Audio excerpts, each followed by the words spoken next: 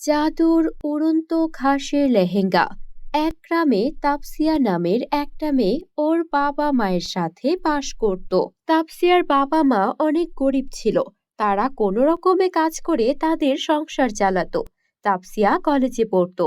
আর কিছুদিন পরই ওর কলেজের পরীক্ষা শেষ হয়ে গেলে ও বাড়িতেই থাকবে। তাপসিয়া যেই কলেজে পড়তো সেই একই কলেজে রাহুল নামের একটা ছেলে পড়তো। রাহুল ছিল গ্রামের সবচেয়ে ধনী ব্যক্তির ছেলে, কিন্তু রাহুল তাপসিয়াকে অনেক পছন্দ করত। ওরা স্কুল থেকে খুব ভালো বন্ধু। কিন্তু যেহেতু কলেজের পর তাপসিয়া আর কলেজে থাকবে না, তাই রাহুলের তাপসিয়াকে নিয়ে অনেক চিন্তা হতে থাকে। ও তাপসিয়ার জন্য ভীষণ মন খারাপ করতে থাকে। তাই রাহুল তাপসিয়ার সঙ্গে দেখা করে তাপসিয়াকে বলে, তাপসিয়া, আসলে আমি ভাবছিলাম কি, কলেজের পর তো তুমি তোমার বাড়িতে চলে যাবে, আর আমিও হয়তো কলেজের পর ইউনিভার্সিটিতে ভর্তি হয়ে যাব। আমার তো তোমার সঙ্গে আর দেখা হবে না, কথা হবে না। আমি তো তোমার সঙ্গে কথা না বলে থাকতে পারবো না। এটার জন্য আমি একটা সিদ্ধান্ত নিয়েছি। আমি তোমাকে বিয়ে করতে চাই। তোমার যদি কোনো আপত্তি না থাকে, তুমি আমাকে বিয়ে করতে রাজি হয়ে যাও তাপসিয়া। এসব তুমি কি বলছো রাহুল? তুমি কত ধনী পরিবারের ছেলে, আর তুমি আমার বাবা মায়ের অবস্থা তো জানো। তাদের কাছে দিন আনে দিন খাই মতো অবস্থা। তারা কিভাবে তোমার আর আমার বিয়ের ব্যবস্থা করবে? আর তাছাড়া তোমার বাবা মাও এই বিয়ে মেনে নেবে না। এভাবে বলো না তফসিয়া, তুমি অনেক ভালো স্টুডেন্ট। তোমার বাবা মায়ের অবস্থা ভালো নয় বলে তুমি সিদ্ধান্ত নিয়েছো তুমি ভার্সিটিতে ভর্তি হবে না। আমি তোমাকে বিয়ে করে তোমাকে আমি ভার্সিটিতে ভর্তি করব। তোমাকে আমার পরিবারের খরচে পড়াশোনা করাবো। দরকার হয় তুমি শহরে গিয়ে আমার সঙ্গে থাকবে, আর কোনো টিউশন করবে। কিন্তু তোমার পড়াশোনা বন্ধ হয়ে যাক, এটাও আমি চাই না। আর আমি তোমার থেকে দূরেও থাকতে চাই না। আমার বাবা মাকে আমি রাজি করাবো। তারা আমাকে অনেক ভালোবাসেন। আমি যা চাই তারা তাই মেনে নেন।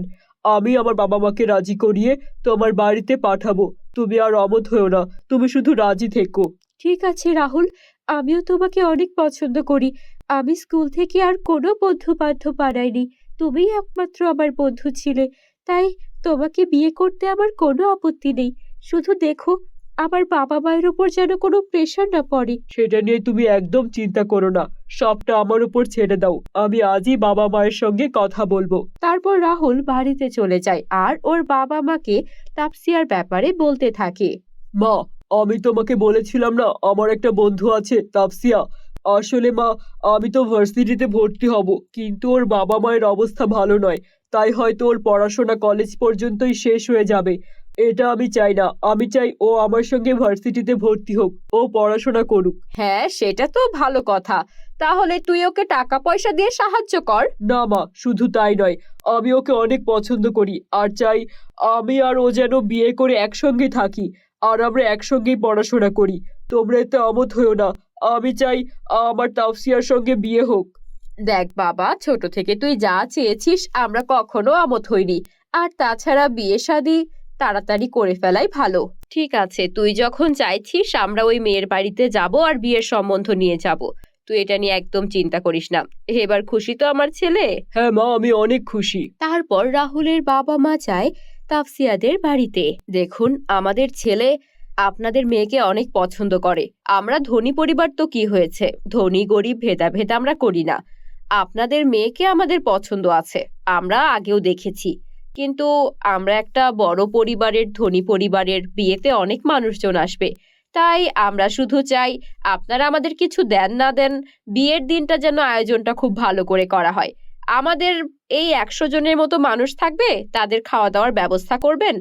আর ছেলে আর মেয়ে যেন আকাশে উড়ে গ্র্যান্ড ভাবে বিয়েতে আসে, সেটার একটা ব্যবস্থা করবেন। এতটুকু করতে পারলে আমাদের আর কোনো দাবি দাওয়া নেই। আপনারা এতটুকু করতে পারবেন তো? তাপসিয়ার মা সবসময় তার মেয়ের বিয়ে নিয়ে চিন্তিত থাকতো। আর যখন এখানে এত ভালো পরিবার থেকে সম্বন্ধ এসেছে, সে আর কোনো কিছুতে না করে না। সে সব শর্তে রাজি হয়ে যায়। তারপর রাহুলের বাবা মা চলে গেলে তাপসিয়া ওর মাকে বলে, মা, তুমি কেন রাজি হয়ে গেলে? কিভাবে আমরা আকাশে উড়ে আসবো? আমাদের কাছে হেলিকপ্টার কেন? একটা সাইকেল কেনারও টাকা নেই। আর হেলিকপ্টারের ভাড়া দিয়ে আমরা বাড়িতে এভাবে বিয়েতে আসবো কিভাবে? আর 100 জনের খাবার দাবারও তো অনেক খরচ। তুমি কেন রাজি হলে মা? দেখ মা, তোকে ছোট থেকে কোনো আনন্দই দিতে পারিনি। রাহুল অনেক ভালো ছেলে। ও তোর ভবিষ্যৎ নিয়ে চিন্তা করে, তোকে ভার্সিটিতেও ভর্তি করাবে। আমরা আমাদের জীবনের শেষ সম্বলটুকু দিয়ে হলেও তোর এই বিয়ের ব্যবস্থা ধুমধাম করে করব। আমাদের ওপর তুই ছেড়ে দে, তুই তোর মতো আনন্দ কর। বিয়ের জন্য তুই প্রস্তুত হতে থাক। এদিকে তাপসিয়ার মা চিন্তা করতে করতে একটা নদীর ধারে বসে কান্না করছিল। মেয়েটাকে তো খুশি করার জন্য বলেই দিলাম, এখন আমি কি করব? কোথা থেকে ওর ওড়ার ব্যবস্থা করব? হেলিকপ্টারের ভাড়া দেওয়ার মতো সামর্থ্য আমার নেই। এখন আমার কি হবে? আমার মেয়েটার কি বিয়ে আমি দিতে পারবো না? এভাবে তাপসিয়ার মাকে কান্না করতে দেখে নেয় আকাশ দিয়ে উড়ে যাওয়া একটা পরী। কান্না করো না, তোমার মেয়ের বিয়ের জন্য এত মন খারাপ করছো কেন? তুমি অনেক ভালো একটা মা, নিজের মেয়ের জন্য অনেক পরিশ্রম করেছো। এই নাও, এটা জাদুর ঘাসের লেহেঙ্গা। এটা সাধারণ লেহেঙ্গা নয়। এটাতে করে তোমার মেয়ে তার স্বামীর সঙ্গে উড়ে উড়ে বিয়েতে আসতে পারবে। আর তাছাড়া এই লেহেঙ্গা তোমাদের সব সমস্যা দূর করে দেবে। এইবার তোমার মেয়ের বিয়ে ধুমধাম করে দাও।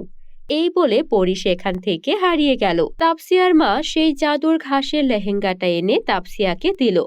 তাপসিয়া ওই লেহেঙ্গাটা পরার সঙ্গে সঙ্গে দেখলো ও হাওয়ায় উঠছে। এ কি মা, আমি তো এটা পরে হাওয়ায় উঠতে পারছি।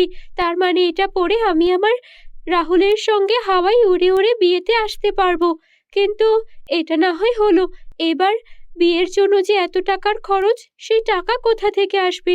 সেটা তো পরী আমাদের দেয়নি, সেটা আমরা কিভাবে জোগাড় করব? এতটুকু বলতেই সেই লেহেঙ্গার ভেতর থেকে অনেক অনেক টাকা বেরোতে থাকে। মা, তার মানে এটা আমাদের এত এত টাকাও দিতে পারবে? পরী তাহলে ঠিকই বলেছিল যে এটা আমাদের সব সমস্যা দূর করে দেবে। এই টাকাগুলোর সাহায্যে তো আমরা 100 কেন 1000 মানুষকেও খাওয়াতে পারবো। আমরা আমাদের বাড়ির অবস্থাও পরিবর্তন করতে পারবো।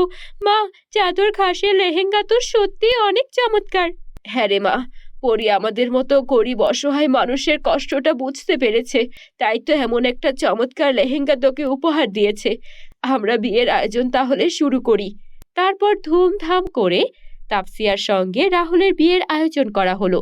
সব মেহমানদের সামনে তাপসিয়া রাহুলকে নিয়ে আকাশ থেকে সেই লেহেঙ্গা পরে উঠতে উঠতে সবার সামনে নামলো। এটা দেখে অতিথিরা সবাই অবাক হয়ে গেল। তাপসিয়ার মা অনেক খুশি ছিল, আর ওর বাবাও। অন্যদিকে রাহুলের বাবা মাও এমন সুন্দর আয়োজনে অনেক খুশি হয়। তারপর ওরা খুবই আনন্দের সাথে ধুমধাম করে বিয়ে করে নেয়। বন্ধুরা, গল্পটি তোমাদের কাছে কেমন লেগেছে কমেন্টে লিখে জানাও। ভালো লাগলে একটা লাইক করে দিও, আর আমাদের চ্যানেলে নতুন হয়ে থাকলে আমাদের চ্যানেলটিকে সাবস্ক্রাইব করে বেল আইকন অন করে দিও। ধন্যবাদ।